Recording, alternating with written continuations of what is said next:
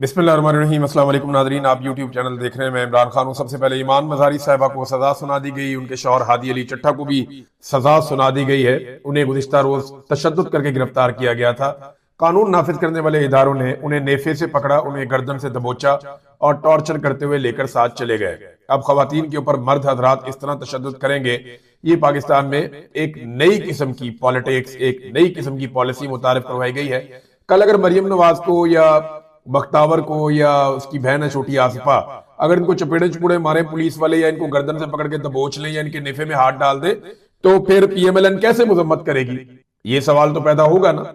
अपनी जगह पे ये सवाल रहेगा कि अगर कल आसिफ अली जरदारी की बेटी या नवाज शरीफ की बेटी या मरियम नवाज की बेटी के नेफे में हाथ डाल दे कोई पुलिस वाला और वो गिच्ची से पकड़ ले और पकड़ के घसीटता हुआ ले जाके उठा के पुलिस की गाड़ी में फेंक दे और फिर तशद्दुद का निशाना बनाए, खाना और पानी भी ना दे, तो फिर ये कैसे मजम्मत करेंगे? ये मजम्मत नहीं कर पाएंगे, क्योंकि जब ये मजम्मत करेंगे तो पाकिस्तान की आवाम इनकी मुरम्मत करेगी। इसके ऊपर जो अता तारड़ ने एक ट्वीट किया, वफाकी वजीर इत्तलात, ये ट्वीट हमने संभाल कर रखना है।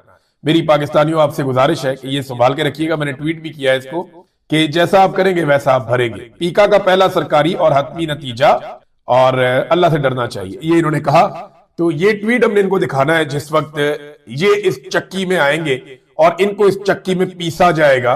यानी एक लम्हे के लिए सोचे ना कि आसिम मुनीर की बेटी के साथ यही हो, ये जो अभी हुआ ईमान मजारी के साथ। जैसे ईमान मजारी के साथ वो आजादी मांगती है ना, और क्या मांगती है? इंसानी हकूक मांगती है। अगर किसी जर्नैल की बेटी नहीं मांगती या फील्ड मार्शल की बेटी नहीं मांगती तो भी उसका कसूर है। आपने उसकी और तरह तरबियत की है। ये बच्चे आजाद पैदा हुए, इनके दिमागों में गुलामी नहीं है, ये आजादी के साथ जिंदगी गुजारना चाहते हैं। तो बहरहाल सजा सुना दी गई ईमान मजारी को और उनके शौहर को। मजमुई तौर पे 17 साल ये सजा बनती है। 3 करोड़ 60 लाख रुपए का जुर्माना भी इन्हें कर दिया। यही पीका कानून एक दिन पीएमएलएन पे लगेगा। बस आपने भूलना नहीं है, भूलने नहीं देना। यही बिलावल पे भी लगेगा, आपने भूलना नहीं है, भूलने भी नहीं देना। यही फजल रहमान पे लगेगा जो इस सिस्टम का सहूलतकार है, आपने भूलना नहीं है और भूलने भी नहीं देना। अदालतें कई मरतबा इमरान खान साहब को वीडियो लिंक पर पेश करने के लिए कह चुकी हैं। बहुत दफा कहा अदालतों ने कि लाओ इमरान खान को वीडियो लिंक पे पेश करो। आज तक कभी ये बहाना, कभी वो बहाना, कभी नेट नहीं आ रहा, कभी लिंक डाउन हो गया, कभी इमरान खान साहब का वहां पे ये प्रॉब्लम है, वो प्रॉब्लम है। लेकिन जैसे ही अदालत ने कहा कि ईमान मजारी को और उनके शौहर को वीडियो लिंक पे पेश करो, तो 5 मिनट लगे, सिर्फ 5 मिनट लगे। जज मजूका साहब ने जितने भी किसी मुलजिम को हक मुयस्सर होते हैं वो सारे छीन लिए। मिसाल के तौर पे ये साकिब बशीर साहब बताते हैं, जज अफजल मजूका ने ईमान मजारी और हादी अली चट्टा का आज हक के जिरा खत्म कर दिया। 342 का बयान देने का हक भी खत्म कर दिया और फिर हतमी दलाइल का हक भी खत्म कर दिया और 10-10 साल की कैद और जुर्माने की सजा सुना दी। ये तो जनाब मजमूई तौर पे 17 साल बनती है, दीगर सजाएं भी हैं इसके अंदर। अब ईमान मजारी के बारे में जब जज ने कहा जी पेश करें उन्हें ऑनलाइन, तो अदालत क्यों नहीं लेकर आ रहे जनाब उन्हें? लॉ एंड ऑर्डर का मसला बन रहा है। एक निहत्ती लड़की से, कमजोर लड़की से आप इतना डर गए। बहरहाल चले, उन्होंने कहा जी पेश करें, तो 1 मिनट से भी कम वक्त में इन्हें पेश किया गया, थोड़े से वक्त के लिए, और अडियाला जेल से वीडियो लिंक के जरिए अदालत में पेश हुए। जज मजूका ने कहा कि आप जरा शुरू करें। ईमान मजारी ने पहले पूछा कि क्या मीडिया यहाँ पे मौजूद है अदालत में? फिर कहा हम पे तशद्दुद किया जा रहा है, हमें पानी और खाना नहीं दिया जा रहा, तुम अपनी नौकरी कर रहे हो, ये जज को कहा, तुम्हारी वजह से ये सारा कुछ हो रहा है, हम अदालती कार्रवाई का बाइकआउट करते हैं। ईमान मजारी पहले उठकर चली गई, फिर हादी अली चट्टा कुछ कहना चाहते थे, फिर वो भी उठकर चले गए। वीडियो लिंक बंद हो गया। जज साहब ने अपने अमले को कहा ये क्लिप काट कर मुझे भेज दें और फैसले का इंतजार करें, फैसला देता हूं। फिर जज ने वही फैसला कहा जो जज को लिख कर दिया गया था। वो मैं क्यों कह रहा हूं, ये जरा आप इस फैसले के अंदर ना ये एक पैराग्राफ है, ये देखिएगा। Promoted the agenda of prescribed individuals and organizations, the accused person declared the Pakistan state as terrorist state in their tweets. Currently, there are 4 countries designated as terrorist states, which are Cuba, the Democratic Republic of Korea, Iran and Syria. यानी आपकी अदालत फैसले में कह रही है कि इस वक्त दुनिया में 4 दहशतगर्द ममालिक हैं, जिनमें एक शाम है, एक ईरान है और एक कोरिया है और एक क्यूबा है। अंदाजा करें आप। आपकी अदालत कह रही है, और भाई दुनिया तो कहती रहती है पाकिस्तान इसको मानता है या नहीं मानता। क्या पाकिस्तान ये मानता है कि ईरान एक दहशतगर्द रियासत है? तो हमने जो ताल्लुकात रखे हुए हैं एक दहशतगर्द रियासत के साथ रखे हुए हैं। हमारे इस्लामाबाद में ईरानी सफीर क्यों है? हमारी जगह जगह ईरान के कौंसल खाने क्यों हैं और पाकिस्तानी सफारत खाना फिर ईरान में क्यों है, अगर एक दहशतगर्द मुल्क है वो तो। यानी मैं हैरान हो जाता हूं कि ये जज के दिमाग में बात कहां से आई। वो कह रहे जी both the accused persons are advocates by profession and they have fully acknowledge that the Pakistan is not included in the list of terrorist states but they have intentionally in their tweets mentioned the Pakistan as a terrorist state which in fact is the agenda of BLA and TTP। देखिए ये जो जुमले हैं ना, कह रहे हैं कि इस लिस्ट के अंदर जो बनी हुई है आलमी सतह पे, इसमें पाकिस्तान तो है ही नहीं दहशतगर्द रियासत के तौर पे, लेकिन ये वकील हैं, ये जानते भी हैं, इसके बावजूद इन्होंने पाकिस्तान को दहशतगर्द रियासत कहा। दर हकीकत ये BLA और TTP के एजेंडा को फॉलो कर रहे हैं। अब जरा एक बात आप ज़हन में रखें कि ये जो जुमले लिखे गए हैं ना, ये एक अदालत के जुमले है ही नहीं। मैंने कई वकला को दिखाया, मैंने कहा जी आप इनको पढ़े ना, आप बताएं कि आपको जज ऐसा लिखता है, उन्होंने कहा जी नहीं, ये जज का नहीं।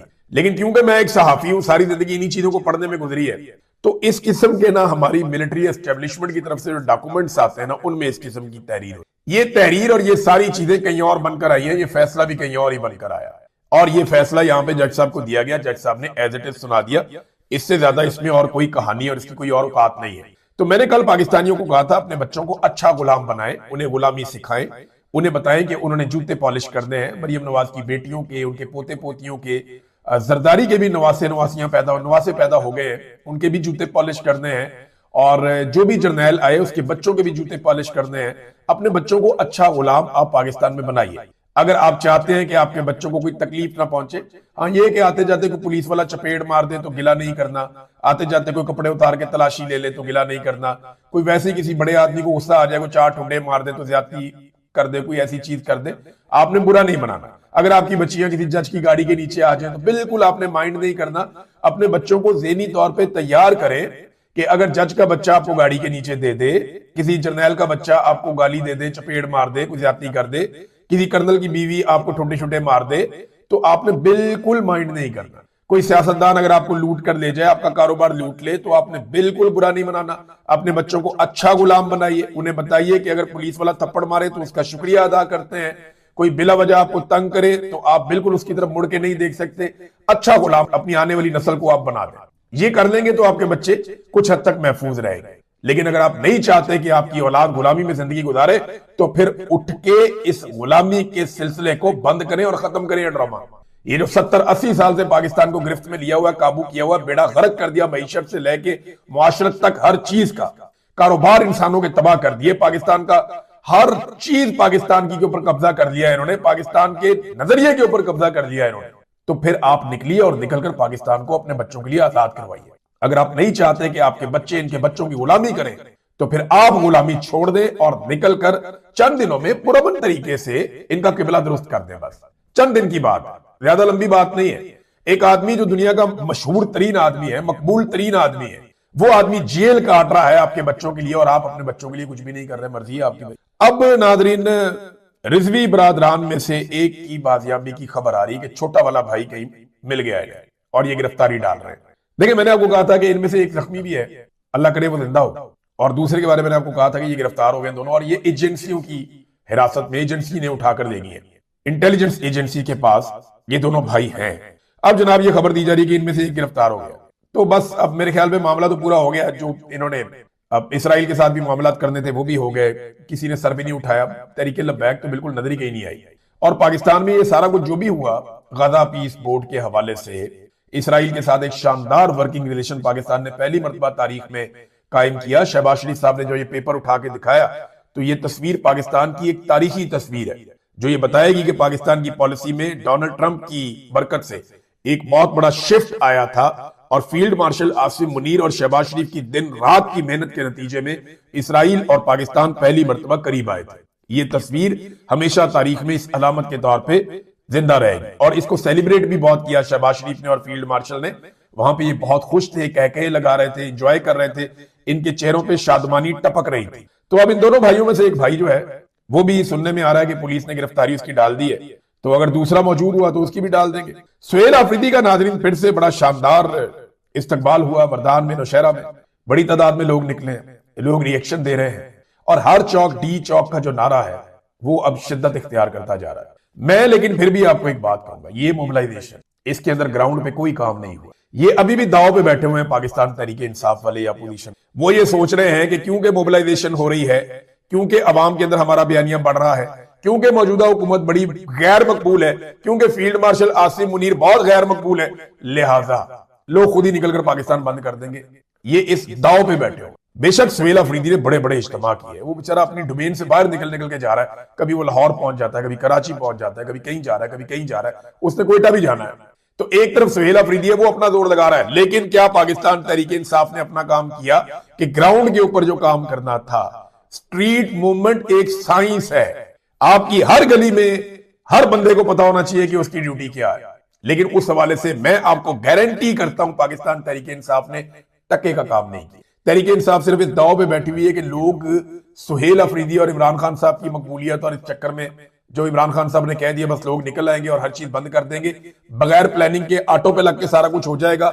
इनके दिमाग में ये है, इम्कान है शायद ये हो जाए, लेकिन ज्यादा इम्कान यही है कि ये ऐसे होता नहीं। जब तक तंजीम ना हो, जब तक सबको पता ना हो किसने कहां जाना है, किसने क्या करना है, किसकी क्या रिस्पॉन्सिबिलिटीज है, कौन से चौक में कौन से नौजवान जाएंगे, किस तरह वो एहतजाज करेंगे, जब तक लोगों के पास मंसूबा नहीं होगा ग्राउंड के ऊपर कुछ नहीं होगा। चंद घंटे का एहतजाज है, हो सकता है जहां पे बड़े बड़े लोग निकलेंगे वहां पे और लोग निकल आएंगे, लेकिन मोमेंटम तो बना।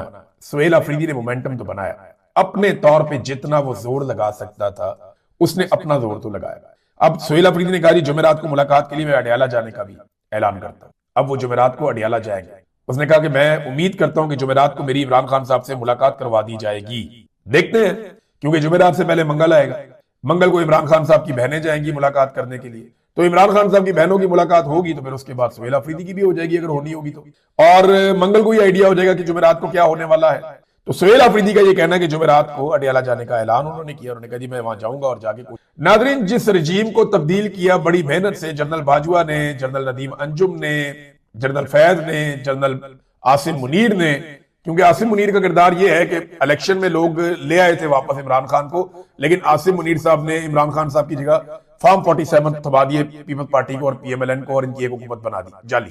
17 सीटों वालों को लाके इक्तदार में बैठा दिया। अब जिसकी हुकूमत गिराई थी उस दौर में आटा 1100 रुपए का था, 20 किलो का थैला। कितने का था? 1100 रुपए का 20 किलो आटे का थैला था, जो जनरल बाजवा को और जनरल आसिम मुनीर को पसंद नहीं आया। और इस वक्त जो सस्ता आटा मिल रहा है उसकी कीमत है 20 किलो आटे का थैला 3000 रुपए तक पहुंच गया। 1100 का महंगा था, 3000 रुपए का सस्ता है, क्योंकि ना 1100 वाला आसिम मुनीर ने या जनरल बाजवा ने खरीद के लाना था, ना 3000 वाला इन लोगों ने खरीद कर लाना। सरकारी नौकरी है, मौजा ही मौजा। खरीदना तो बेचारे गरीब आदमी है जिसने वोट डालना था, तो उसने वोट डाल दिया इमरान खान को, इन्होंने वोट का रुख मोड़ के इधर को कर दिया। इन्होंने बना दिया पीएमएलएन और पीपल्स पार्टी को हुकूमत में, जाली हुकूमत बना के बिठा दी। तो इन्होंने आटा खरीदा हो तो इनको पता हो ना।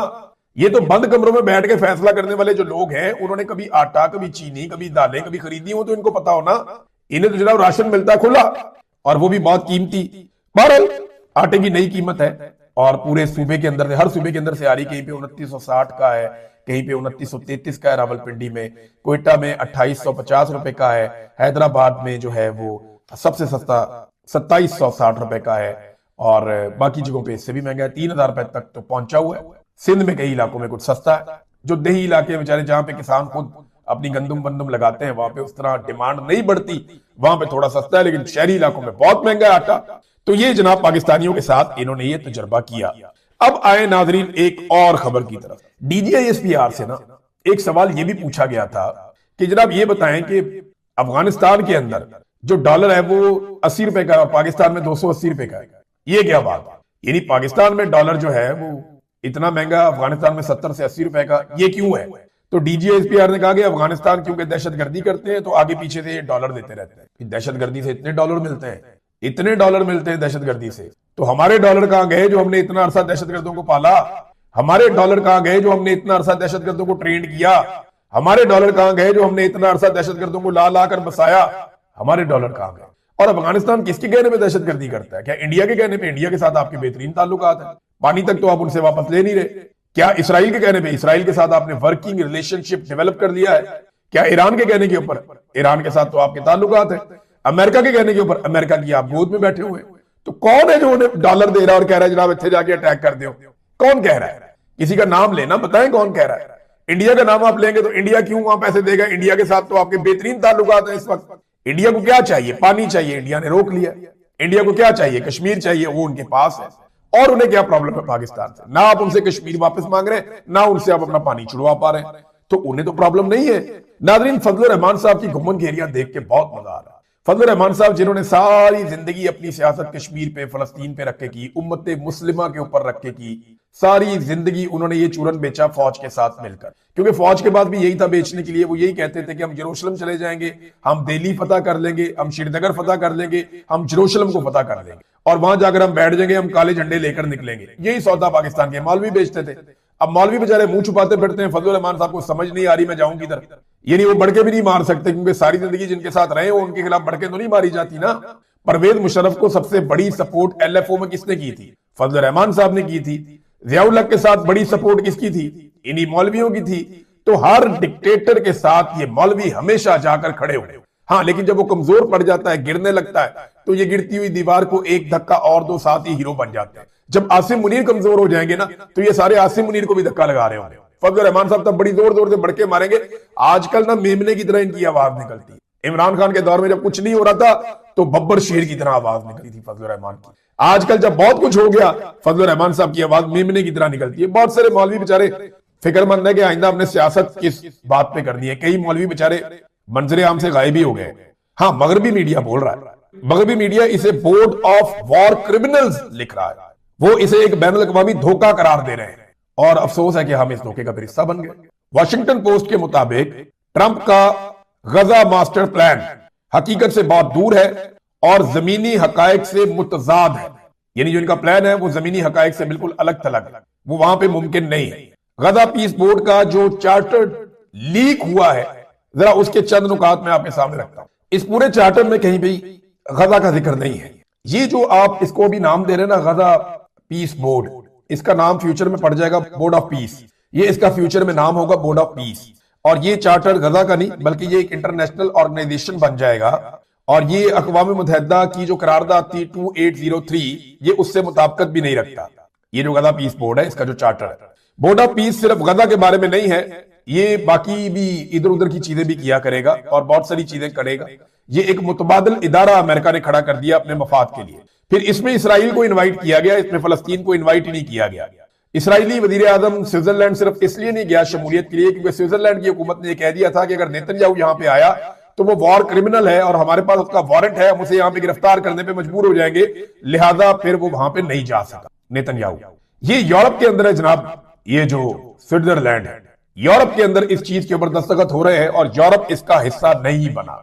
बहुत सारी ऐसी चीजें हमने देखी होते हुए जिंदगी में, ये उनमें एक अछूती चीज हो रही है कि वो सारे मुल्क जो इंग्लिश बोलते और समझते हैं, जो अंग्रेज हैं, जिनका एक नेचुरल अलायंस है अमेरिका के साथ, वो सारे ममालिक अमेरिका से दूर होते चले। और वो ममालिक जिनका अमेरिका के अंदर हमेशा उन ममालिक के अंदर नारे लगते रहे एंटी अमेरिका, वो सारे अमेरिका की झोली में आते जा रहे हैं एक एक करके। नाज़रीन, एक और बंदा भी था, आपको याद होगा, लाल टोपी पहनता था, बंदूकें हाथ में पकड़ के प्लाटों में दौड़े लगाता था, कभी इधर भागता था, कभी उधर भागता था, कभी उधर भागता था। वो लाल टोपी वाला मिल ही नहीं रहा कहीं पे, उसको ढूंढ ढूंढ के थक गए कि वो लाल टोपी वाला भी तो बताए ना कि अब उसने कौन सा मंजन बेचना है। सारी जिंदगी वो कभी करनाता में गोते लगाता था, फिर वहां से कहता था मैं कुस्तुनतुनिया पहुंच जाऊंगा, फिर वहां से कहता था घोड़ों पे बैठ के मैं यरूशलेम चला जाऊंगा। ऐसी ऐसी कहानियां उसने कौम को कराई हैं। यहाँ पे एक पिस्तौल लगा के तो अंडे उबाल रहा था, कभी बॉयल कर रहा था, कभी उनको फ्राई कर रहा। अजीबो गरीब किस्म का करैक्टर था, पूरी कौम को उसने पीछे लगाया हुआ था, लोगों को वो कहानियां सुनाता था। कई दोस्त हमारे तब भी कहते थे बहुत बड़ा फ्रॉडिया है। तो वो लाल टोपी वाला कहीं दिखाई नहीं दे रहा, वो किस महाज पे इस वक्त कहां पे मौजूद है और क्या कह रहा है। लेकिन ये सारे एस्टेब्लिशमेंट के तैयार किए हुए लोग थे और ये बेचारे अब मुंह छुपाते फिर रहे हैं कि जनाब इन्होंने तो जो सारी जिंदगी हमसे बयानियां बनवाया उसी का बेड़ा गर्क कर दिया। यही हुआ था ना उस मीटिंग में। जनरल बाजवा ने कहा कि आप कश्मीर को भूल जाएं और आप इंडिया के साथ तजारत के मामलात में नॉर्मलाइज करें, इसके ऊपर आप मीडिया के लोग जाकर काम करें, लोगों की राय आमा हमवार करें कि कश्मीर को छोड़ दें, अभी हमें इंडिया के साथ ताल्लुकात बेहतर करने की जरूरत है, उनके साथ तजारत करनी चाहिए, बाकी मामलात करने चाहिए। ये जनरल बाजवा ने लगभग 30 के करीब सहाफियों की मौजूदगी में ये बात कही। मैंने हाथ खड़ा कर दिया, मैंने कहा जनरल साहब 70 साल कौम को चूरन बेचा हुआ है कि कश्मीर आप आजाद करवा के देंगे, आज आप कह रहे हैं कि जाके हम ये खबर दे दें। मैंने कहा सबसे पहले तो मेरे घर वाले मुझे निकाल देंगे घर से, ये आप क्या कह रहे हैं? और जब अपने जनरल बाजुओं को कहा कि क्या हम जाकर आपको कोर्ट कर दें, उसने कहा मैं मुकर जाऊंगा। आप अंदाजा करें ये कितने फ्रडिये लोग हैं। उसने कहा जी मैं मुकर जाऊंगा, मैंने जो बात की है ये ऑफ द रिकॉर्ड की है, जाके आपने ये करना है, मेरी आपको सजेशन है आप जाके ये करें, इसराइल को तस्लीम करना है तो इसके ऊपर भी एक रायनामा हम पार करें। ये उस वक्त आर्मी चीफ की सोच थी और मैंने ये रिपोर्ट किया था, ये मैंने उस वक्त भी बताया था, ऐसा नहीं है कि आज पहली दफा बता रहा हूं। ये जनरल बाजवा आर्मी चीफ मौजूद था जब मैंने ये बात बताई थी और ये कहा था कि जनाब ये अब फौज पंगा कर रही है, इसकी मैंने कीमत भी चुकाई थी। बहरहाल अब तक के लिए इतना ही, अपना ख्याल रखिएगा, अपने इस चैनल का भी। अल्लाह हाफ़िज़।